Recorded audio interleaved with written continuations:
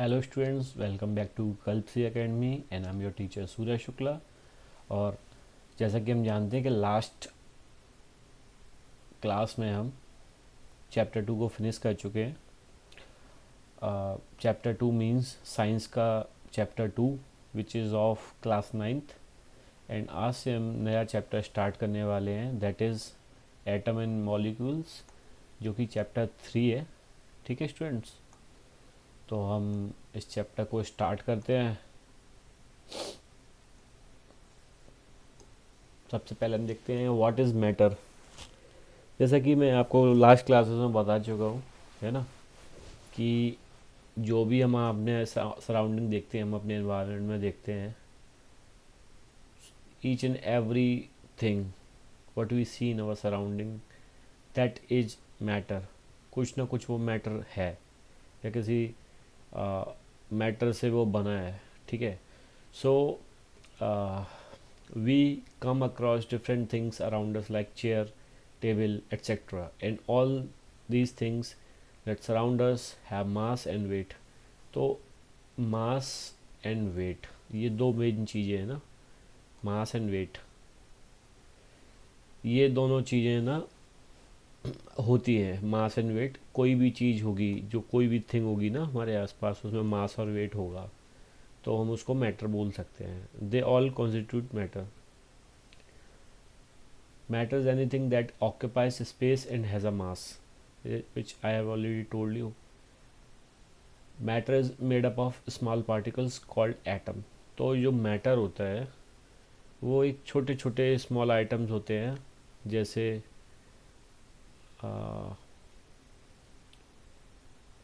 ये छोटे छोटे छोटे छोटे ये स्मॉल स्मॉल एटम्स है ना, ये राउंड राउंड स्मॉल एटम्स है, और इससे मिल के एक ये पूरा मैटर बन रहा है।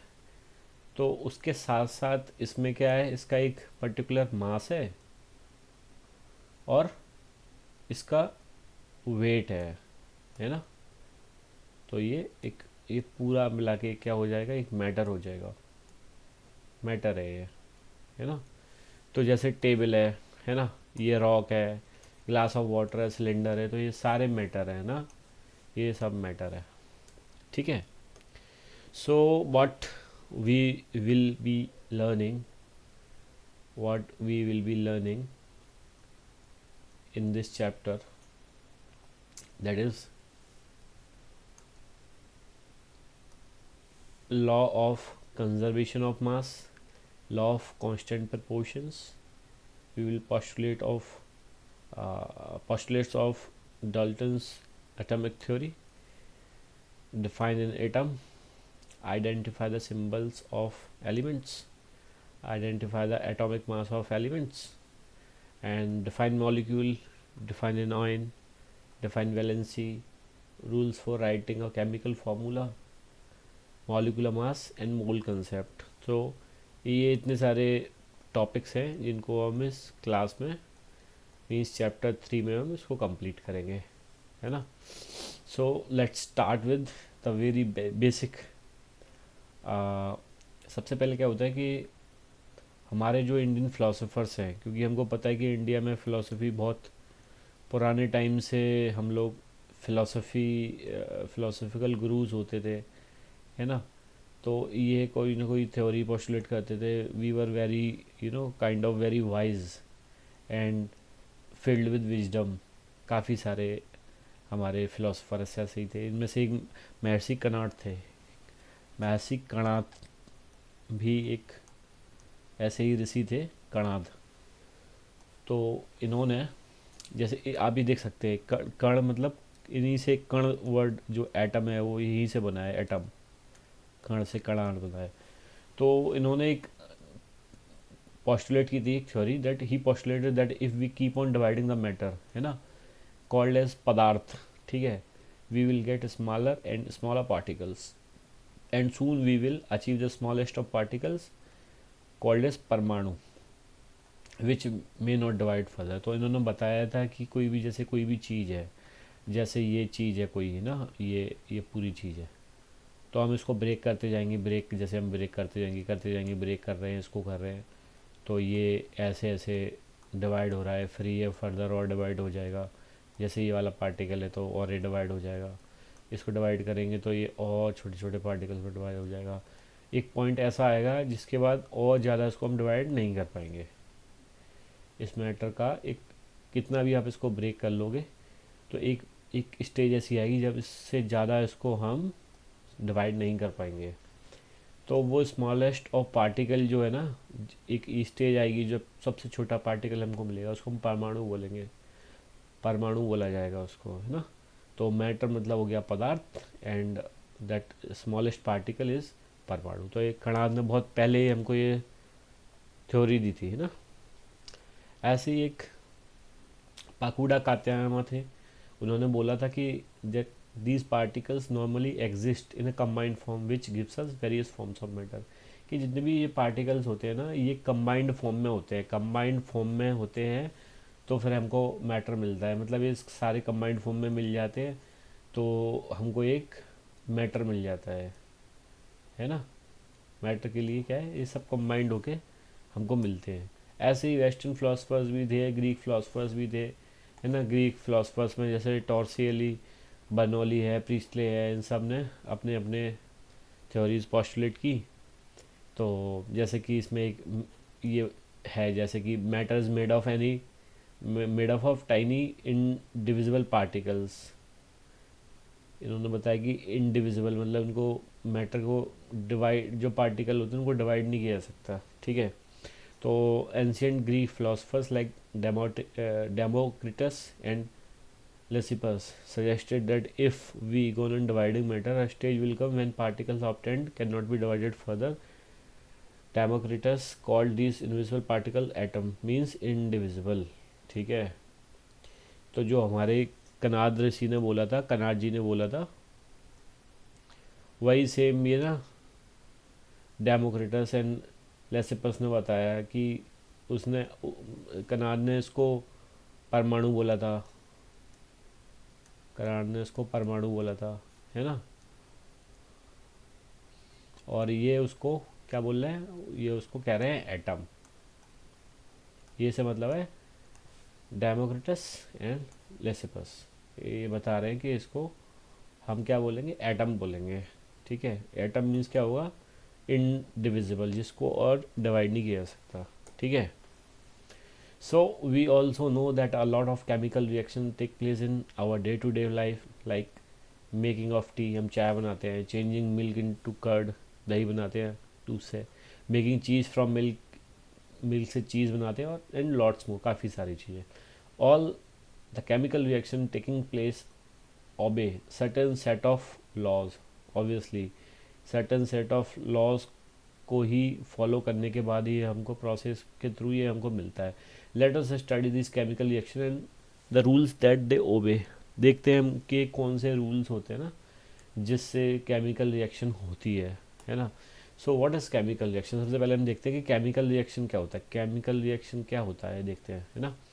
The process by which substances react to form a new substance, the substance which react are called reactants and the new ones formed are called products। तो देखिए जो भी केमिकल रिएक्शन होगी ना, केमिकल रिएक्शन में दो चीज़ होती है, रिएक्टेंट्स होता है और प्रोडक्ट होता है। तो ये पूरी प्रोसेस को हम क्या बोलेंगे, केमिकल रिएक्शन, है ना। जैसे ए प्लस बी और सी और डी में ए प्लस बी हमारे क्या रिएक्टेंट्स हैं और सी और डी प्रोडक्ट है ना। केमिकल रिएक्शन में ए प्लस बी जो रिएक्टेंट्स हैं उनने रिएक्ट किया, इस प्रोसेस केमिकल रिएक्शन हुई, तो हमको सी और डी प्रोडक्ट में मिल गया, है ना। For example when we make tea we add sugar, tea, milk and water. तो ये sugar, tea, milk and water जो है ना, ये रिएक्टेंट्स हैं, इनको A plus B plus C plus D कह सकते हैं ना, ये सब रिएक्टेंट्स हैं। So we mix them and heat the mixture, mix करते हैं, ये मिक्स करना और हीट दे रहे हैं मिक्सचर को, ये केमिकल रिएक्शन के लिए, केमिकल रिएक्शन के लिए ये अपार्टस में हम ये चीज़ को करते हैं ना, ठीक है। So the result is that we get a substance that is T, नया सब्सटेंस मिलता है हमको, टी मिलता है। जबकि पहले तो ये टी नहीं थी, शुगर था, मिल्क था, वाटर, ये सब चीज़ें थी। इसको हमने हीट किया तो हमको टी मिल रही है, मतलब प्रोडक्ट मिल रहा है। तो रिएक्टेंट से प्रोडक्ट मिल रहा है बाय केमिकल रिएक्शन, ये भी तो एक केमिकल रिएक्शन है। तो फिर एक लेवोजियर थे, एक साइंटिस्ट थे लेवोजियर, उन्होंने सबसे इम्पोर्टेंट 2 लॉज दिए थे, है ना, केमिकल रिएक्शंस के। There are 2 main laws of chemical combination as established by Lavoisier and Joseph L Proust, है ना।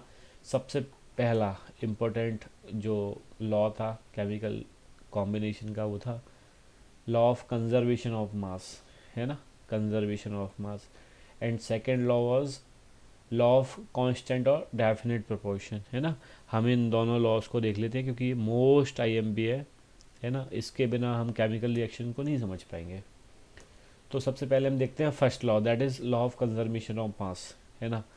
तो इसमें हम देख लेते हैं, it states that mass can not be created और destroyed in chemical reaction. Means mass जो होगा ना, ना तो आप उसको क्रिएट कर सकते हैं ना उसको डिस्ट्रॉय कर सकते हैं, किसमें, केमिकल रिएक्शन में, है ना। तो जैसे A plus B equal to C plus D, इसमें मास ऑफ रिएक्टेंट्स क्या है, रिएक्टेंट इसमें क्या है, ए और बी है। तो मास ऑफ रिएक्टेंट्स क्या होगा, mass of A plus B. ऐसी मास ऑफ प्रोडक्ट क्या होगा, सी और डी, क्योंकि सी और डी प्रोडक्ट है ना। तो मास ऑफ रिएक्टेंट्स क्या होगा, बराबर होगा मास ऑफ प्रोडक्ट के। इसको एग्जांपल के उसमें देख लेते हैं, जैसे 2H2 plus O2 equal to 2H2O। तो ये दोनों रिएक्टेंट हैं और ये हमको प्रोडक्ट मिल रहा है। कैसे, जैसे हम देख पा रहे हैं कि ये 2H2 है और ये O2 है, ठीक है। तो ये 2 और 2 4 हो जाएगा, ये 16 इंटू, क्योंकि 16 ऑक्सीजन का होता है, तो 16 इंटू 2 32 हो जाएगा। 4 प्लस 2 36 हो जाएगा, 36, 32 प्लस 4 36, यहाँ पर भी 36 हो जाएगा, और 18 टू जा 36 हो जाएगा। तो 36 इक्वल टू 36 ग्राम हो जाएगा, है ना।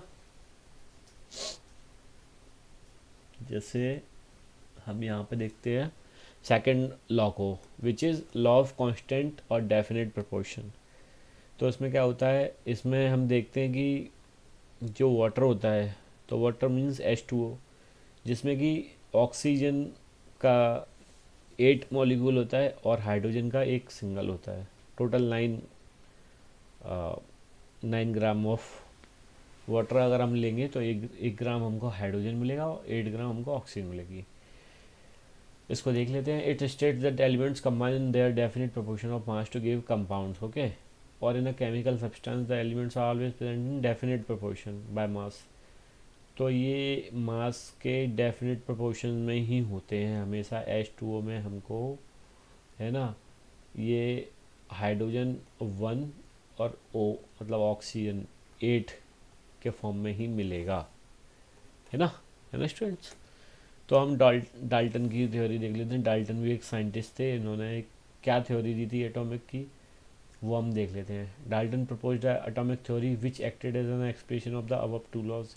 ऑब्वियसली जो पहले के 2 लॉ थे, है ना, जो पहले के जो लेवोजियर और लेवोजियर प्राउस्ट ने जो 2 लॉ दिए थे, उन लॉज में से डाल्टन ने वही सेम उस चीज़ को कंटिन्यू किया, है ना, लेकिन थोड़ा उसको और ऐड कर दिया है, एनहेंस कर दिया। As per the theory all matter whether it is an element, a compound, a mixture consist of tiny invisible particles called atoms, ठीक है। तो एलिमेंट का हमको पता है, मैं आपको बता चुका हूँ लास्ट क्लास में, कि उसको जिसको और ज़्यादा ब्रेक नहीं कर सकते। कंपाउंड मिक्सचर में क्या होता है, मिक्सचर में कोई भी चीज़ किसी भी प्रोपोर्शन में हो सकती है, हेटरोजीनस मिक्सचर, ठीक है। और कंपाउंड में क्या, कोई भी चीज़ होगी वो एक फिक्स्ड रेशियो में होगी, तभी वो कंपाउंड होगा, वरना वो मिक्सचर होगा, ठीक है। अब ऐसे ही हम डाल्टन की थ्योरी को देख लेते हैं, ठीक है। तो इन्होंने क्या क्या बताया, जैसे कि all matter is made of very tiny particle, बहुत छोटे छोटे पार्टिकल से बने होते हैं, इनको हम एटम कहते हैं, ठीक है। एटम्स आर इंडिविजुअल पार्टिकल, मतलब एटम को और ब्रेक नहीं किया सकता, ठीक है। इन्होंने बताया कि भाई, हम आगे जाके देखेंगे कि इसको थोड़ा और इन्होंने इस पे थोड़ा और काम हुआ तो हमको पता चला कि एटम को भी हम ब्रेक कर सकते हैं, जिसमें प्रोटॉन, न्यूट्रॉन और इलेक्ट्रॉन मिलेगा हमको ना, वो बात की चीज़ है। अभी हम इतना देख लेते हैं कि atom are individual particles according to him, according to Dalton. Atoms are individual particle, मतलब उन पार्टिकल्स को और ज़्यादा ब्रेक नहीं कर सकते और ज़्यादा डिवाइड नहीं कर सकते, उनको हम एटम कहेंगे। Atom can neither be created nor be destroyed. Atom को कभी भी क्रिएट और डिस्ट्रॉय नहीं किया सकता। एटम शुरू से ही सेम फॉर्म में ही मिलेगा हमको। Atoms of same elements are similar, obviously atom के जो सेम एलिमेंट्स होंगे वो सिमिलर होंगे। Atoms of different elements are different. अब कोई चीज़ मेटल मतलब आयरन की है और कोई चीज़ ग्रेफाइट की है, कोई चीज़ कार्बन की, तो सभी ये सब तीनों चीज़ें अलग होंगी ना, है ना, क्योंकि दोनों तीनों के एटम अलग अलग टाइप से होंगे। तो this is that atoms combine the ratio of small whole numbers to form compounds. Compound जो एटम होते हैं वो कंबाइन किस में होते हैं, रेशियो होते हैं स्मॉल होल नंबर्स के फॉर्म में ही होते हैं ना हमेशा, तो कंपाउंड फॉर्म करते हैं, है ना। The relative number and kinds of atom are constant in a given compound. ठीक है, तो ड्रॉबैक देख लेते हैं डाल्टन की थ्योरी का, which is drawback of Dalton's atomic theory as follows. According to Dalton, an atom is indivisible, but later on it was proved that atom can be subdivided into electrons, protons and neutrons. ये मैं तो बता चुका हूँ आपको, ऐसा नहीं है इंडिविजिबल, वो डिविजिबल होता है, क्योंकि इसमें इलेक्ट्रॉन और प्रोटॉन और न्यूट्रॉन में ब्रेक होता है वो। Atoms of an element can somehow differ from each other. ठीक है, उसके एलिमेंट होते हैं ना, समहाउ डिफ़र करते हैं, क्योंकि सबका चार्ज अलग होता है, प्रोटॉन का चार्ज अलग होगा, इलेक्ट्रॉन का अलग, न्यूट्रॉन का अलग होगा ना। So these drawbacks led to failure of Dalton theory of atom. लेकिन ऐसा नहीं कह सकते कि टोटल फेलियर था, थ्योरी अच्छी थी, लेकिन उसमें और मॉडिफिकेशन होते गए और बेटर होते गए, है ना।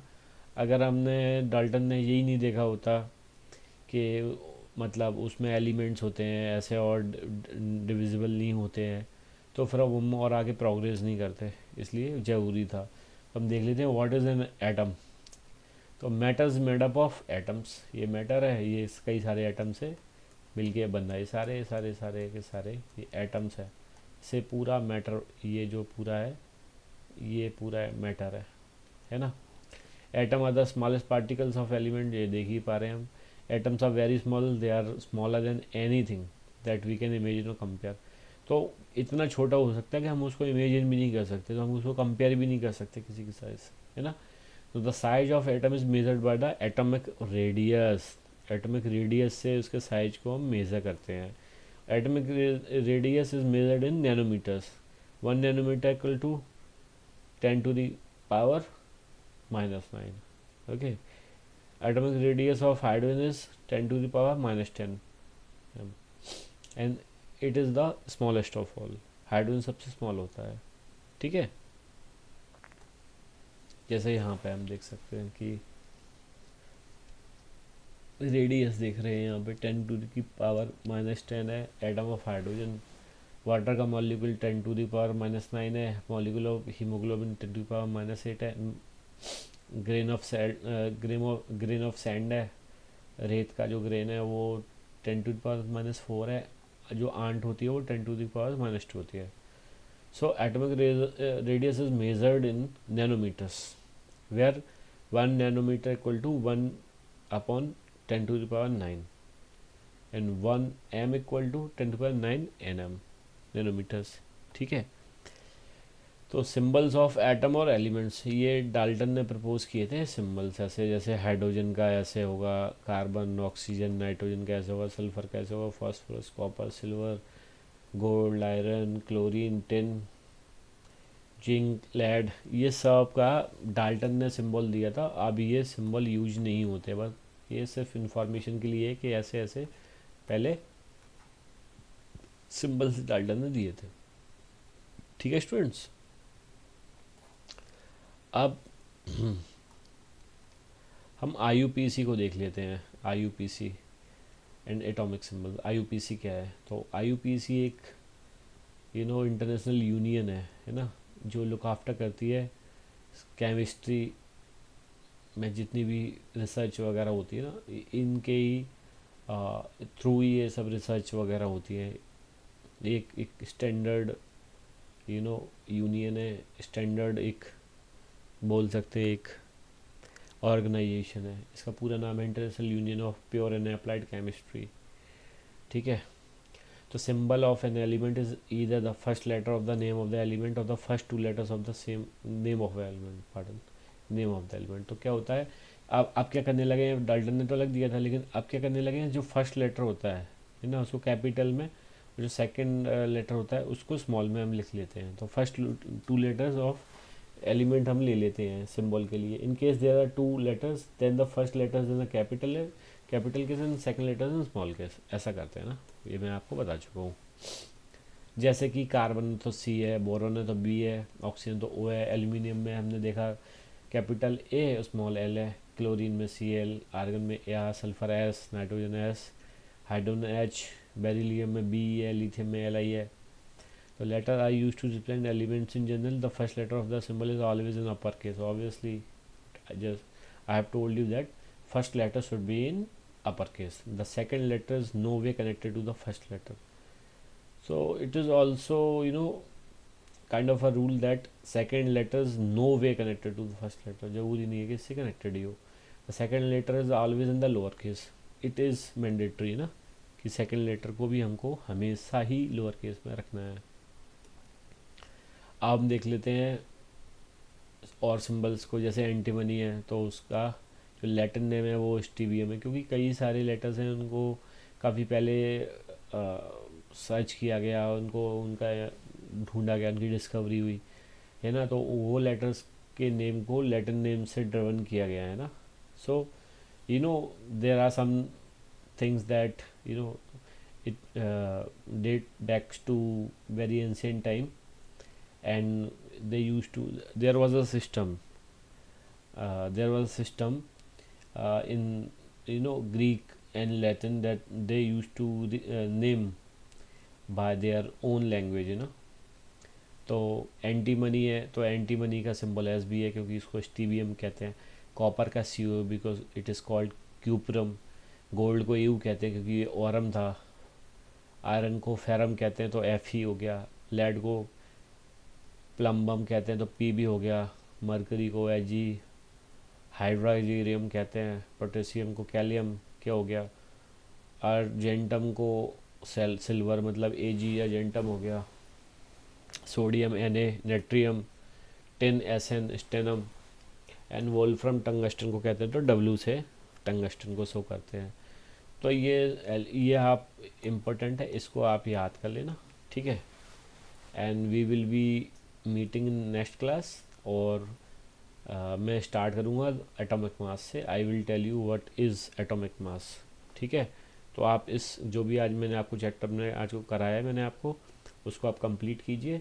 उसके बाद आप एटॉमिक मास को पढ़ेंगे, ठीक है students. Thank you so much.